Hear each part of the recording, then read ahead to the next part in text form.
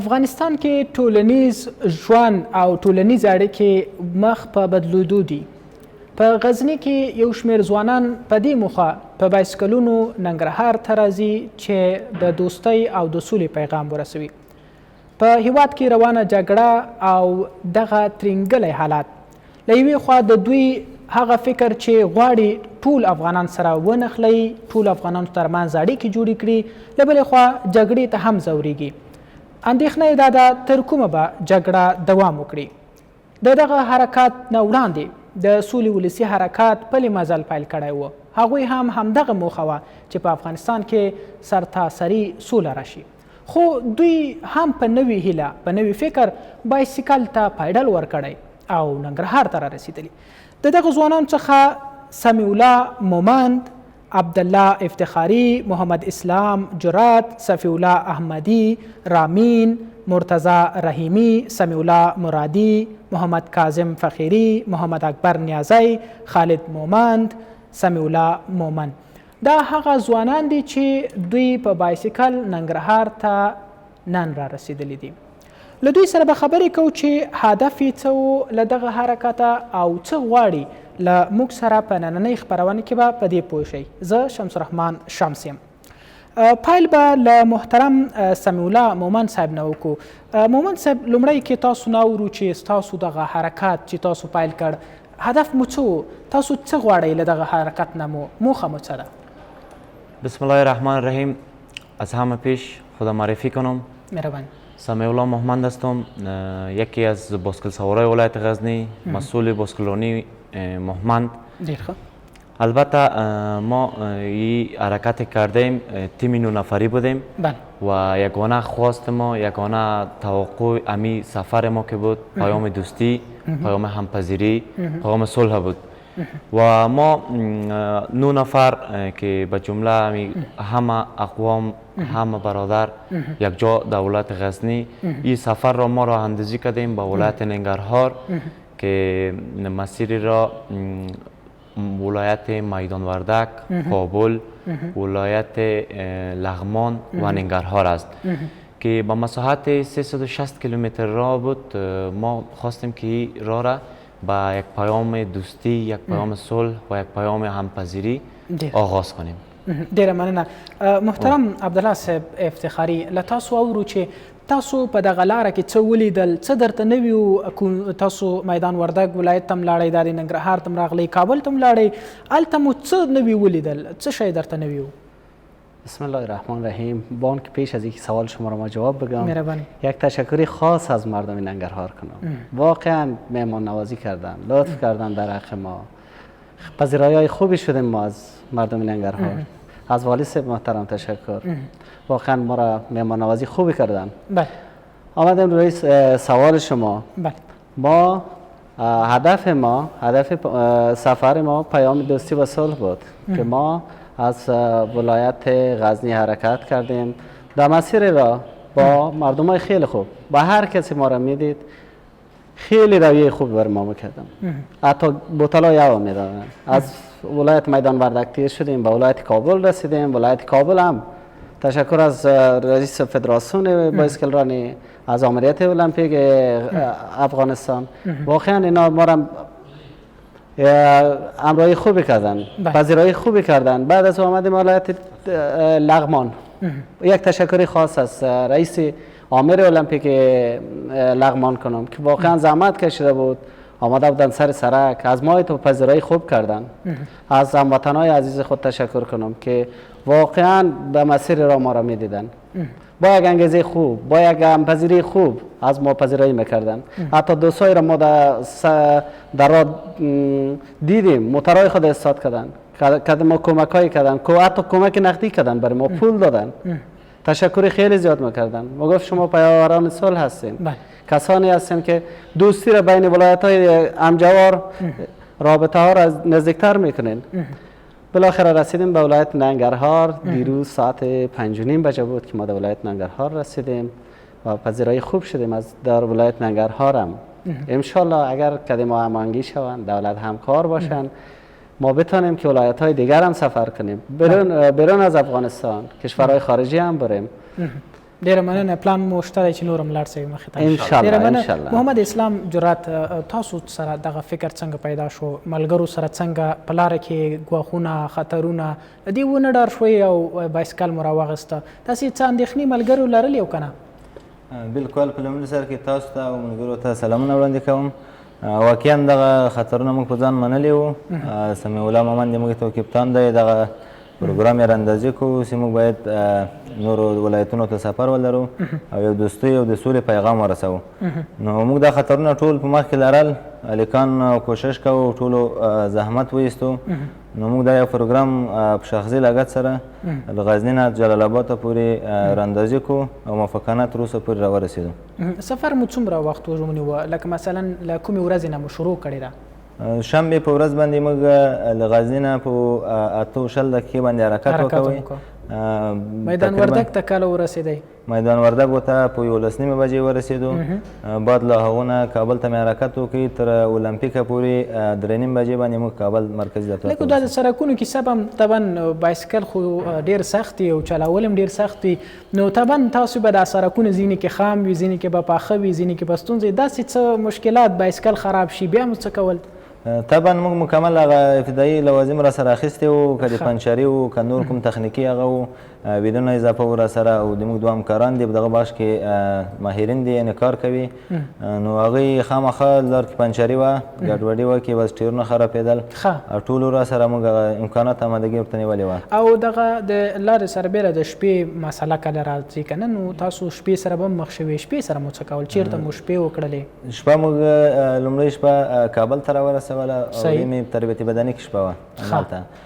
بیا د یکشنبې په سهار 10 بجې له کابل نه مې حرکت وکړ. په 15 دقیقې او 15 دقیقې باندې ننګرهار پوهنتون مخ ته راورسېد ننګرهار ته، او تېره شپه مې هم په ننګرهار په تربیتي بدني کې وه.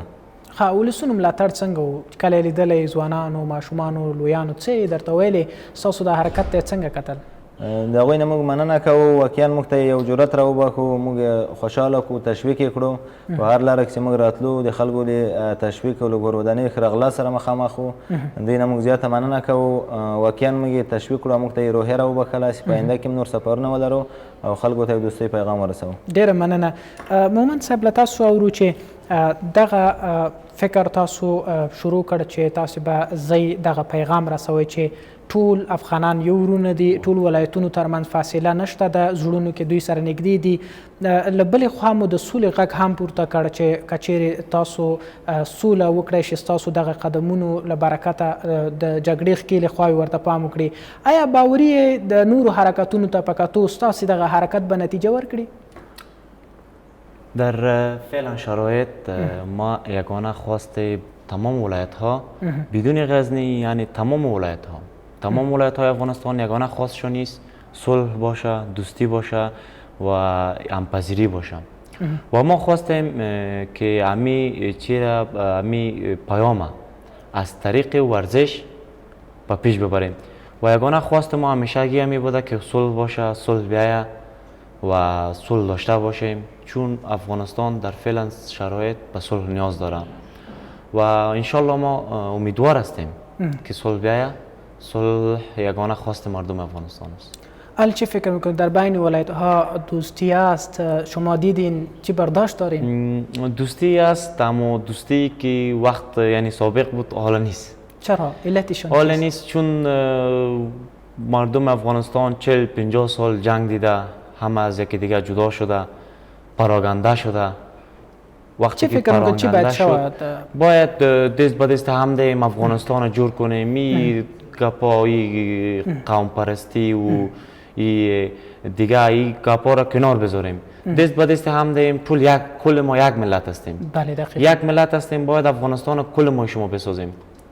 یگانه خواستم از این مردمی است که ورزشکار بیرون همگی یکی دیگر را مراعات کنه، در هر جای تشویق کنه و ورزشکارا تشویق کنه، چون بتونه یگانه چیزی که ورزشکار در فعلا شرایط ضرورت داره تشویق است. تشویقشان بکنه، از ولایت های بیرون کسب مقام های خوبی را بیاره و داخل افغانستان هم در فعلا شرایط ورزش خیلی خوب روحیه روان است، به شرطی که تشویق شوه البته. ډیره مننه. افتخاري صاحب له تاسو اورو سوله څومره مهمه ده د ورزشکار لپاره؟ شرط اولی ورزش صلح است. اگر ورزش نباشه، صلح نباشه، ما ورزش نمیتونیم. بله. من دیگه مردم افغانستان طبیعی است یک چیزی عادت کردن به می که به می روال پیش میرن. آرزوی هر شهروند افغانستان صلح است که باید صلح باشه و در کنار صلح ورزش هم داشته باشیم. باوریه چې دغه ستاسو هڅې به رنگ راوړي؟ امیدوار هستم که یک رنگی را بیاره به وجود. اصلا پیام ما که از پیام دوستی از بین ولایت هاست و همپذیری بین مردم هست، بین ولایت ها هست. باید ما همپذیر یکدیگر باشیم. ما از اونجا تا اینجا آمدیم، انشالله که همپذیری بوده و خادم بودن. دیگه بسیار زیاد تشویق کردن مردم، به هر ولایتی که رسیدیم ما رو بسیار زیاد تشویق کردن. این ارتباطات هست بین ولایت ها. بله جناب افتخاری صاحب، در بین اجتماع یک فکر وجود داره. فکر ای است که مردم میگه که تاجیک است، پشتون است یا هزار است. شما اینجا آمدین، آیا این تو یک چیز رو احساس کردین شما؟ نه، بین ما هم برادرای پشتون است، هم برادرای هزاره ما است، هم ملی وحدت است. یک ملی وحدت است. این نیست که مثلا دوستای ما اینجا از برادرای پشتون ما است، از برادرای هزاره ما است، از برادرای تاجیک ما است. فرق بین ما نیست، برادری و برابری است. ډیره مننه. جرأت صاحب، اوس وخت کې د افغانانو یووالی څومره مهم دی، خاصه کې دغه ستاسو مینه چې دلته تاسو خلکو سره شریکه کړه، خلکو تاسو ته مینه درکړه. اوس وخت کې افغانستان د یو افغان لپاره، د یو افغان ملت لپاره څومره اړتیا لري؟ یووالی، دوستي دا یو مبرم، یو ضروري کار دی او موږ تاسو ته په دغو شرایطو کې ضرورت ورته لرو. نو موږ تاسو باید هر وګړی، هر فرد باید کار ورته وکړی سي. نو انشاءالله موږ د امید لرو چې په خلکو کې تر اوسه پورې هم دوستي، محبت، میلملتیا دا ټوله شته ورسره. او موږ ولیدل په دغو څلورو پنځو ولایتو کې چې په ټولو کې دوستي، محبت اوس هم لاسته او باید کار ورته وشي په راتلونکي کې. هغه خلک چې داسې فکر یې کولو چې یاره ننګرهار ته به موږ نه ځو ځکه کیدای شي زموږ ښه میلمستیا ونه شي، مطلب خاصه کې زموږ تاجک ورونو دا خبرې به ډېر اکثره به یې کولې. مثلا د ننګرهار خلکو به ویلې چې زه به شمال سمت ته نه ځم، مثلا هلته به ما سره ښه برخورد ونه سي. دوی تیر ته په کتو سره داسې یو ویره محسوسوله. اوس چې دلته زموږ ورونه راغلل، دوی دلته راغلل، په دري ژبه وغږېدل، خبرې وکړې، خلک په ژبه پوهېدل که نه، څومره د دوی تفاهم سره هغه شو، څومره مینه یې ورکړه خلکو ورته؟ بالکل. موږ چې کله راتلو نو موږ د اطمینان وو چې د تېرو 15 کالو کې دغه قومي تعصبي شیان دومره کم سوي دي په ولایتو کې. اوس کولی شي ننګرهار نه مزار ته لاړ شي، پکتیکا نه بیرته راشي غزني ته، نو دغه شیان اوس ډېر کم سوي دي. نو طبعا چې موږ ننګرهار ته راورسېدو، ننګرهار خلک زیاتره فارسي به مکمل بلد وو. واقعا موږ ترې خوشحاله یو، مکمل پښتو یې مزده وله، فارسي هم ټایټ پوهېدل. نو موږ هلکانو مشکل نه ورسره، جن راضي و ټول. ډېره مننه کوم. ډېره مننه. جناب محمد صاحب، از این بعد چه پلان دارین؟ بخیر کجا میرین؟ از ولایت ننگرهار به کدام سو میرین بخیر؟ از این بعد بخیر اگر اونستیم انشالله ما خو سفر داریم پس به طرف کابل. خب بخیر. چون چند برنامه داریم در داخل شهر کابل دقیق. و بعد از او طرف غزنی میریم. یگانه برنامه ما بعد از این است بخیر که همراه ما دولت هماهنگی کنه، کمک کنه. میخواهیم که از مرز افغانستان به بیرون بریم، به طرف تاجیکستان، ازبکستان، ترکمنستان، دو طرف هند، ایران، البته همین کشورهای همسایه یا از مثال دورترش بریم. اما در فعلا شرایط یگانه مشکلات اقتصادی مردم است که از مشکلات اقتصادی هیچ کار نمیشه کرد. و انشالله اگر دولت همراه ما هماهنگی کرد، کمک کرد، ما آماده هستیم که در هر ولایت رکاب بزنیم و هر کشور رکاب بزنیم از افغانستان به بیرون، از مرزها به بیرون. تا حال از همراه حکومت گپ زدین، به تماس شدین یعنی؟ زیاد گپ زدیم، زیاد هماهنگی کردیم. اما در فعلا شرایط حکومت هیچ چیزی همراه ما کمک نکرده. حتی در فعلا شرایط هم ما از بودجه شخصی خود آمدیم و شاروال غزنی بود که ما را یک چیزی 1% کمک کرد. مختار احمد ملکیار شاروال ولایت غزنی است و ما را کمک یک چیزی ناچیزی کرد. ما بعد از او امی سفر خود را اندازی کردیم به طرف ننگرهار و اگر ما بودجه می داشتیم و ما مثال چی بودجه‌ای می داشتیم ما می توانستیم که این سفر را طولانی تر کنیم. چند ولایت دیگر هم در بر بگیریم. از ننگرهار ترش می توانستیم ولایت های بیرون هم بریم. خب به خاطر مشکلات بودجه و اقتصاد ما نتونستیم پیش رفت. بله. و تا ننگرهار آخر مسیر ما بود 360 کیلومتر. نو هیله ده چې دا مسیر وغځیږي.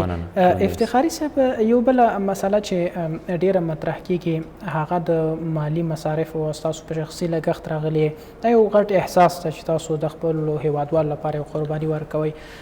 پوښتنه دلته دا ده چې که چیرې حکومت مو ملاتړ ونه کړي بیا به هم د خپل احساس ته دوام ورکړي او که نه؟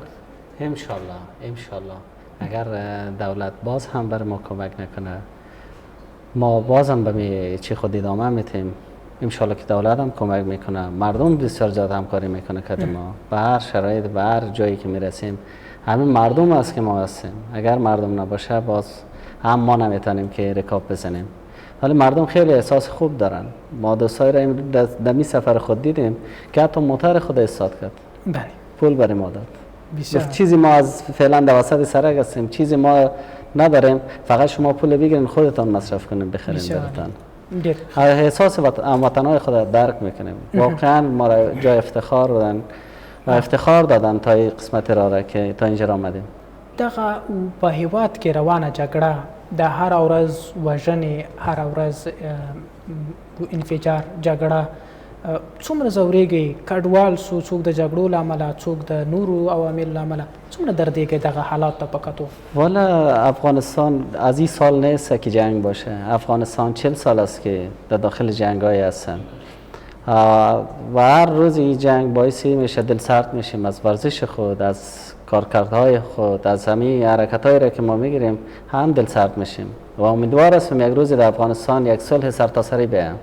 په دغه لاره کې مو د جګړو څه آثار ولیدل چې کله په لار راتلی؟ خب خامخا 40 سال از افغانستان جنگ است و از این سالایی نیست که از این سالای نو باشه و ما بگیم که اثر جنگ از این سال است. اثر جنگ از 40 سال تا به حال مانده در افغانستان. وقتی که یک کس بایسیکل رانندگی میکنه باز در بین خود گپ میزنه سخن میگوید که مثلا یکی سر شروع میکنه شما چی بحث میکنین؟ موضوعتان چی است که در میرا میرین چی بحثتان؟ بحث زیاد نیست، فقط بحثی است که به مقصد برسیم بخیر، به سلامت برسیم بخیر. همین بحث ماست. ډیره مننه. خیر اوسئ. جرأت صاحب ملګرو خو کیسې ډېرې ښایسته کیسې وکړې او ډېرې ښې خبرې ورسره دي. نو دغه غزني نه راتګ څومره خبر یم دغه د غزني لار هم ډېره خطرناکه ده او هر وخت نا وخت وسلوال راوځي تلاشي کوي. د دې سربیره ځینې نورې ستونزې هم لري، نورې دښت شکل د تر میدان وردګ ساحل پورې. یو بله مسله ده چې سړک یې ډېر داسې مات او ګوټ سړک دی. نو ستاسو بایسکلونه څومره خراب کړي دي؟ څومره له ستونزو سره مخ کړي وي دغه سړکونو؟ یعنې د یو فکر خو به دا به هم درغلی چې یاره مونږ که چېرته حکومت ته ځو مرکزي حکومت ته کابل ته ورته وایي چې اول د جلال آباد او کابل لویه لاره بیا د میدان وردګ او دغه لویې لارې هم جوړې کړي. داسې خو به هم څه فکر کې نه وي؟ بلکل دا د هر یو افغان د احساس ده چې وطن یې جوړ وي آباد وي. نو متاسفانه په دغو داخلي جنګو کې وطن د ملي پروژو ته ډېر تاوان رسېدلی. نو واقعا موږ سره د تشویش وو د میدان وردګ تر کابل پورې لاره ډېره خرابه وه، جمپونه زیات وو، ښیښې ماتې وې. نو دا ټول موږ په نظر کې نیولي وو. نو په ډېر احتیاط سره او په ډېره کرارۍ سره موږ رالو چې بایسکلونه تخریب نه شي. یو عادي پنچري دا یو واقع کېدل او موږ سره وسایلو بېرته مې جوړول. د حکومت له مخالفینو سره خو مخ نه شوئ؟ نه تر اوسه نه یې ورسره مخ شوي. او که چیرې مخ شئ نو ځواب څه وي؟ موږ یوازینی پیغام دا و چې دوستۍ او د سولې و. نو هغوی ته مې همدا ځواب دی چې همدا یو دوستۍ او سوله فاته ده چې موږ تاسې باید کار ورته وکړو. یو څه بل اندېښنه هم کله کله خلکو سره پیدا کېږي دا ولس باید پوه شي دا ستاسې بایسکلونه هم ډېر قیمتي دي فکر کړم همداسې ده که نه؟ نو داسې ویره نه لرئ چې غله څه راونوځي بایسکلونه درنه وانخلي که څنګه؟ بلکل بایسکلونه د ځغلول یوال ډېر قیمت لري او البته په خارجي هېوادو کې موږ دومره شخصي بودجه نه لرو زیاتره محصلین دي دوکانداران دي ستاسو بایسکلونه کوم ډول دي هماغه د ځغاستې به تیز بایسکلونه دي که نه دغه ساده بایسکلونه بلې ټول د ځغاستې وال دي خو ماډل ډېر کم دی سټنډرډ نه دی پروفیشنل نه دی چې موږ کوم کار پرې وکوو په دې لاره کې داسې جالب څه شي سره مخ شوی چې یا مو ډېر ورته خندلي او یا ډېره غوسه مو ورته راغلي داسې یو څه شی به ته به مو وایې افتخاري صاحب به مو وایي مومن صاحب به مو وایي بلې ډېر واقعیاتو هم خوند ترې واخیستو چې ډېر هم خندلي مثلا بایسکل هم پرېښی او خاندې چې دا اوس څه شی شو نږدې لغمان ته ترې رسېدو هلکان په لار کې ولاړو نو دوی ته یې وویل چې دا د خارجیان دوی رالو راورسېدل نو موږ بیخي زیات ورته وخندل ورته حیران سو هغوی فکر کړو چې دا خارجیان دي ډېرې جالبه ده ماشومان به را چغه کړي که نه لویان هم او یو د موږ دوست دی رامین جان ځکه دا جامه ستاسو د ورزش جامه ده که نه نو طبعا هغه خلکو ټلویزیونونو کې کتلي که نه نو فکر کوي چې هغې ځای نه دلته راورسېد څنګه چل ډېره موږ ته یو خاطره وه چې ماشومانو سره دا احساس وشي یعنې څوک شته راځي او افتخاري صاحب تاسو داسې څه ونه لیدل چې مثلا داسې هدف ته نږدې شوي یا مثلا کابل ته نږدې شوي یا نګرار ته یو ملګري بایسکل خراب شوی یا یو ملګری وایي چې زه خو نور ستړی یم د نور نه کېږي چې مخې ته لاړ شم او بیا دې ورته خندلي چې یاره اوس به څه کوو داسې څه شی شوي که نه بله ایتی شد ما نزدیک به لغمان یک کیلو یا 2 کیلومتر یا 3 کیلومتر مانده بود که اولین نفری که از پایمان خود ما بودم چرا بر ما گفتن از زمان که ما سروبی تیر شدیم گفتم چقدر راست لغمان گفت 20 دقیقه راست او دا ستاسو لومړی ځل چې د جلال آباد دفعه اول ماست ما از اینجا حرکت کردیم گفتم خب تا 20 دقیقه که هست باید ما برسیم در لغمان چون مردم انتظار ما رو میکشیدن بغل سرک بودن یک وقت هر چی می آمدیم 2 ساعت دو نیم ساعت را منزل کردیم نمیرسیدیم نمیرسیدیم دم نصف را با خودم از پای ماندم ما دکتر صاحب بود برش گفتم دکتر صاحب ما خو ماندیم دیگه حرکت نشد باز دکتر صاحب اصلاح شد دکتر صاحب هم لري دکتر صاحب کوم یو دی خاطر دکتر صاحب می ډیر ښه لکه په دې ورزش کې مثلا که سړی ستړی شي ډیر وخت لکه افتخاري صاحب چې ویل خپې مو کار پرېښوسته بیا کوم حرکات کوئ چې دوی بیرته د پښو انرژي پوره کړي که نه یو څه ورکوئ نه موږ په اوله کومکي هغه کې ډیهایډریشن ورکوو مایعات ورته پوره کوو چې اولي کومکي کې ورسره ورسېږي نو موږ سره مکمل وسایل او انرژي وي اوبه مې راسره مکمل مڼې مې د میوو نه دا مې ودراوو استراحت مې ورکړو هغه هایډریشن مې ورته پوره کړو بیا انشاءالله قوت مې ورکړو بس راغی دا مڼې یادونه دې وکړه که نه زما دې ورته زړه وکړه دا مڼې خو به څنګه وي دا په هر یو کس سره خپل سهم یو که نه په یو ځای کې ږدئ نه بلې بکسونه ټولو سره وو ټولو سره خپل مواد شته یعنې کټ مټ د امنیتي ځواکونو په څېر تاسو هغه د سفر لپاره پلان لرئ تقریبا ضرورت و وزنونه زیاتېدل بکسونه هم درانه وو لباسونه او شیان دا مې ټول سره راوړي وو میوجات اوبه هر شی مکمل وو راسره بالکل مومن صاحب له تاسې بیا ورو کله کله څه کېده چې تاسو یو بل نه مخکې کېدئ او دې حالات نه خوند اخیست یو جوش راتلو چې پلان کې مخ شو داسې کېده یا د موږ چې له غزني نه مو حرکت وکړو د موږ هدف دغسې و چې دا په یو چکر ځو په یو سم سیسټم ځو چې دا خلک مو وویني داسې ونه وایي چې مثال دا څومره سره ګډوډه دی دا څومره سره بېنظمه دی داسې مثال ووایي چې دا څومره ښه وه ورزشکاران وو څومره سره یو رنګ وو یعنې د سړک یو غاړې ته تلئ سړک یو غاړې ته یو رنګ هر نفر هغه ځای مشخص و اول دوم دریم څلورم پنځم تر نهم پورې د ټولو ځایونه مشخص وو ټول په یوه ردیف روان وو په یو خوا او کوم ځای کې مثال موږ ستړی کېدی یو دغه اول نفر به درېده د ټول ورسره درېده مثال که به مو اوبه څښل که مو د بل ډوډۍ موډۍ یا انرژي هر شي چې مو دغه کول په یوه ځای به ټول سره درېده او د سفر مخکینی ملګری مې څوک تاسو نه مخکې څوک روان دویم څوک دریم داسې سیستم به م جوړ کړی اول زوم دوم صفی الله و دریم مرتضی و څلورم دغه و پنځم محمد اکبر شپږم سمیع الله رامین بیا ډاکټر صاحب بیا استاد دې کې کوم ملګری ډېر شوخ دی ته ماته وښیه شوخ راویل دی راویل او محمد اکبر صحیح ده د دوی شوخي څه شی ده څه شی کوي چې تاسو خندئ فکري وایي ټوکې کوي د دې شوخي دغه دی چې په یوه خبره باندې یو ته خبره داسې جالبه خبره کوي چې دومره به ورته خاندي چې بیخي اخر هم به غصه شي ورته چې سفر لرې پاتې دی او پرېږدی او بل لغمان ته چې نږدې سو اتې دا هلکان خو دغه چې ردیف کېږي د بایسکل ډېر ځای نیسي 9 بایسکلان نه بیا په بایسکل منځ کې 1 متر 1.5 متر فاصله هم وي چې دا ډېر ردیف سو اتې هلکان له مکتب ورخصوئ خو داسې له کوم ځایه تقریبا 15 هلکان به وو اتې چې موږ ولیدو ډبرې راواخیست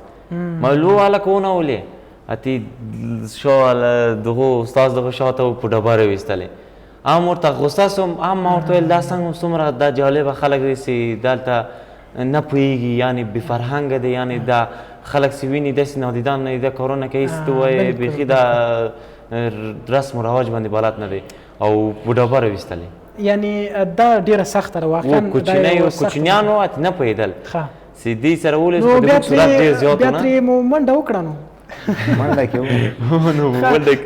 ښه خبره دا وه چې دې ماشومان سره تاسې خبرې کړې وې ډېر په مینه پوه کړي وو چې مونږ ستاسې ورونه یو دا زمونږ ورزش دی نو که بیا مخ شو داسې وکړئ داسې خبر و چې دغه ځای ځکه هغه نه پوهېږي بیچاره ټلویزیون کې هم نه یې لیدلي نو حتما ورته نااشنا به ښکاري شوي اترایي و د موږ سرعت ډېر زیات و موږ دغه نه څه کولی چې مثال بریک ونیسو داسې حساب دی چې موږ د اول نفر دومره باید ځان په احتیاط دغو کې عمل کې مثال که کوم ځای چې رسېږي له لرې ځای د پورته لاس اشاره ورکوي چې دا ودروئ یا مثال زو یا مثال ګوشه سئ یا مثال موټر راغی دا ټول اشاره له مخ لخوا مثال که زه تیز یم ځای په ځای بریک ونیسم د ټول شاته ټول له ما څخه تیز دی اشارې څنګه دي مثلا که ودرېږې څه رقم حرکت ټول د لاس اشارې دي داسې ودروئ دغه بریک دی دغه زو ښه صحیح دغسې مثال ګوشه سئ مثال دغسې دغه اترایي ته ځو دغسې ټول د لاس اشاره او دا د نقشې مشریم چا کوله مثلا ننګرهار ته خو تاسو به لومړي ځل لپاره راغلي څوک بلد و چې ننګرهار ته راوسئ میدان وردګ دا لاره چا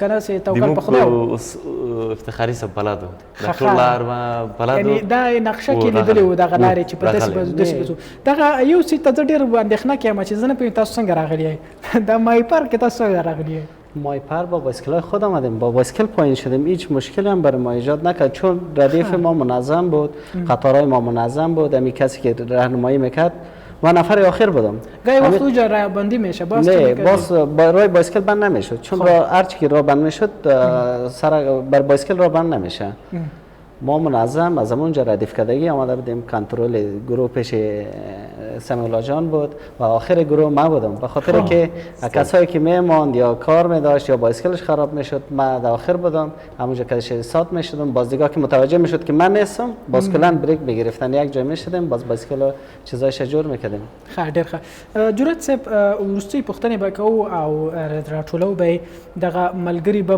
در سره ډېر زیات دغه سفرونه خوند اخیستی داسې عمده ټکي څه شی تاسو په دې خلکو کې ولیدل د ننګرهار خلکو کې څه بدلونونه راغلي وو لکه اوس خو به کافي تاسو محسوس کړي ځکه تاسو مطالعه کړل په میدان وردګ کې څه خبرې وې خلکو څه فریاد لرلو څه یې غوښتل دغه ستاسې حرکت ته دوی مثلا څومره دوی ستاسو د حرکت ته دلچسپي وښودله ځکه ستاسو یو هدف دی دوستي بل هدف مو څنګ کې دا چې سوله باید راشي نو طبعا تاثیر لري هغه څوک چې له جګړې ستړي شوي له جګړې ځورېدلي واقعا موږ چې حرکت کړی و په میدان وردګو کې یعنې خلکو کې دا یوه روحیه پیدا کېدله چې خلک سته دوستۍ او هغه ته نو دوی کې یو جرأت پیدا کېدو تشویقولی یې همدارنګه د کابل خلک لغمان خلک ننګرهار خلک واقعا مهمان نوازه دي نو په ټولو کې روحیه والا موږ ته یې تشویقولو چې تاسې باید په آینده کې پروګرامونه ولرئ او کار وکړئ موږ ته یو ډېر جالب سفر و خوند مې ترې واخیستو هلکانو ملګرتیا وه جلال آباد مې ولیدو لاره مې ولیده پې بلد سو نو واقعا موږ خوند ترې واخیستو داسې شعارونه چې لرلو تاسو چې مثلا خلک تاسې لرې نه وګوري ستاسو شعارونه ښکاره شي که نه نه مشخص شی نه و موږ یو بنر لګولی دی د جلال آباد د غزني نه تر جلال آباده پورې سفرونه دي دوم د سولې او دوستۍ پیغام یې لرلو دا بینر هم چېرته لګولی دغه بینر دی بلې همدا بینر دی او دا په بایسکل داسې واړه کاغذ غوندې چاپ کړي لکه نمبر پلیټ که نه چې ترافیک هم پوهېده چې تاسو څه غواړئ داسې څه شی که امکان لري زما وړاندیز دی چې یو لنډ غوندې دغه بینر لنډ غوندې چې چاپ شي بایسکل مخې ته وي نو ډېر ماشومان هم چې ګوري نو زه اوس په تعلیم ماشاءالله پرمختګ کړی خلک پوهېږي چې ستاسو هدف څه دی نو ډېر زیات به لا مو استقبال شي اوس به خلک فکر کوي چې تاسو یو مسابقه لرئ یو بل نه مخکې کېږئ خو که چیرې هغه ولګوئ نو خلک وایي چې دوی خو ډېر ستر پیغام سره روان دي دا ټول موږ په نظر کې نیولي وو مکمل خو د امنیتي لحاظ نه موږ دا سمه نه ګڼله چې په لارې باندې ونیسو او وزنونه زیات موږ سره اولنی سفر هم موږ لرې ولایت ته نږدې کابله پورې څو وار راغلي یو نو موږ نه غوښتل چې دا رقم شیان د امنیتي لحاظ له خاطره راسره ونیسو یعنې په نظر کې نیولي وو چې داسې یو پیغام باید بله ولرو که ستاسو دغه بهیر سره او ستاسو د حرکت سره ځینې ځوانان لیوالتیا وښیي مثلا وغواړي چې سره دویم بایسکل واخلي او در سره شي نو امکان لري بیا ورته اجازه شته چې تاسو سره لاړ شي انشاءالله موږ خپل تمریني پروګرامونه لرو محمد بایسکلرانی کلب سته په غزني کې نو لیکان کدوم له فیس پرته راتللی شي هلته ثبت نام کوئ چې کوم شرایط دي خولۍ د عینکې دي یو بایسکل دی نو تمرینات یې کوي به انشاءالله آینده سفر وکړي راسره کولی شي لاړ شي غواړئ چې ډېر سفر لپاره ډېر ملګري ولرئ که نه همدومره ملګرو باندې ځئ واقعا څومره زیات ملګري هم خوند زیات وکړي چکر کېږي ساعت سړی تېر وي زړه یې ورسره جمع وي قافله ډېره یې که نه بیا خلک هم ډېر زیات خپله تقریبا 18 نفر وو او فامیلونو د کورنۍ اجازه ورنه کړه چې لاړ شي امنیتي لحاظ نه نو موږ 9 نفره دې ته آماده شو چې حرکت وکړو ښه افتخاري صاحب وروستۍ پوښتنه به له تاسو واخلو بیا به مومند صاحب نه واخلو دغه کورنۍ تماس لرئ دوی ته ډاډګیرنه به وي ځکه کور په تشویش کې تاسو چیرته ځئ څه وشو کوم ځای ته ورسېدئ ځینو ځایونو کې به ټلیفون کار نه کوي دوی به اندېښنې وي داسې چیز شته ده یا که نه تماس‌های فامیلی ما زیاد داریم هر دقیقه شماره ما فعال است تماس داریم با فامیل خود هر جایی که تماس ما قطع میشه پیش از اینکه در ساحه برسیم برشان زنگ میزنیم که در نیم ساعت تا 1 ساعت دیگر تماس ما قطع است کدام مشکل اگر پیش شد ما براتون زنگ میزنیم صحیح دیگه تماس های هر دقیقه داریم که فامیل خود چون شرایط خوب نیست و مو لحاظ هر دقیقه فامیل ما که امرای ما در تماس است ډیره مننه مومند صاحب وروستیو کې څه غواړئ څه باید وشي حکومت څه وکړي ولس څه وکړي او خپله د ملګرو نه د غوښتنه څه ده مهرباني پیش از همه یک موضوعی که شما یادآوری کردین که تماس با فامیل تماس هر بچه‌هایی که همراه ما هستند در تیم ما البته استاد ما همه بچه‌هایی که همینجا هستند بچه‌هایی که در غزنی هستند همشان تماس فامیلی ما خود ما تماس فامیلی با پدر برادرشان داریم البته یعنی تماس چطور تماس یعنی یک مسابقه داریم در مسابقه پدرش یا اچیش ما خود ما پیش میریم در فدراسیون المپیک یک جای میشه اینا پیش ما میاین یعنی یک جای میبینیم این یک تماس میشه با همراه با فامیل باز دوم ما از حکومت از دولت از همه ارگانا ایره میخواهیم که در هر سه ورزش هر ورزشی باشه چی فوتبال باشه چی کریکت باشه باسکت دوانی باشه هر چی باشه همراه ورزشکار کمک کنن ورزشکار را تشویق کنن یگانه چیزی که فعلا ورزشکار ضرورت داره تشویق است یا یگانه کسی که میتونه او را تشویق کنه فامیلش است یگانه کسی که میتونه او را تشویق کنه پدر مادر فامیل برادرش است یگانه کسی که او را میتونه تشویق کنه دولت ماست یگانه کسی که او را تشویق میتونه کنه شهروندای ماست بیاین که ورزش کنیم از مواد مخدرات دور باشیم از فسق و فساد دور باشیم و رو به ورزش کنیم تا وطن ما شما جور شود و بخیر از خداوند منان آرزو داریم که یک صلح سرتاسری در تمام افغانستان شود بخیر که ما شما آزادانه از این ولایت در ولایت به حیث یک تمرین بریم رکاب زدن خیلا که تمرین رکاب زدن مثال ما بریم روسیه بریم امریکا بریم با جهانیان با جهانی نشان بدیم که در افغانستان هم هر ورزشکاری هست که میتونه سر تا سر دنیا را با باسکل رکاب بزنه بگرده دیگه یگانه خواست ما از تمام شهروندامی است که در ورزش بیاین ورزش کنن ورزش صحت است صحت ثروت است ورزش یگانه ضامن صحت انسان است و یگانه خواست ما از تمام مردم هم می بودن ډیره مننه له غزني ولایت څخه سمیع الله عبدالله محمد اسلام صفی الله رامین مرتضی سمیع الله محمد کاظم محمد اکبر خالد جان هغه ځوانان وو چې له غزني ولایت څخه سفر وکړ هدف یې دا و چې ټول ولایتونو ته سفر خو نشي کولی خو ننګرهار میدان وردګ کابل دغو خلکو ته وښایي چې ټول افغانان یو افغان ملت دی ټولو ترمنځ هیڅ نوع تبعیض نشته هره ژبه زموږ ژبه ده او هر افغان زموږ تن او وجود دی په همدې موخه دوی له ځان سره دغه غږ هم پورته کړ چې له جګړې خلک ستړي شوي دي خلک ترې کړېږي هره ورځ کلي کور ته جنازې روانې دي او باید د جګړې لپاره نور د پای ټکی کېښودل شي. دوی پر ښکېلو خواوو یوازینی غږ دا دی چې د سولې خبرو ته ترجیح ورکړي او هر هغه مسلې او کړکېچونه چې د دواړو ښکېلو خواو ترمنځ موجود دي د خبرو له لارې حل کړي. دغه ځوانان به تر کومه لا مزل کوي او آیا د جګړې ښکېلې خواوه به د دوی هیلو، د دوی خبرو، د دوی ستړیا، د دوی شپه ورځ له کوره بېلېدلو ته وګوري او که نه؟ دا هغه مسله ده چې وخت به یې ثابتوي. اوس نو په ګډه سره وایو افغانستان او تاسې وایئ زنده باد. افغانستان ژوندی دی.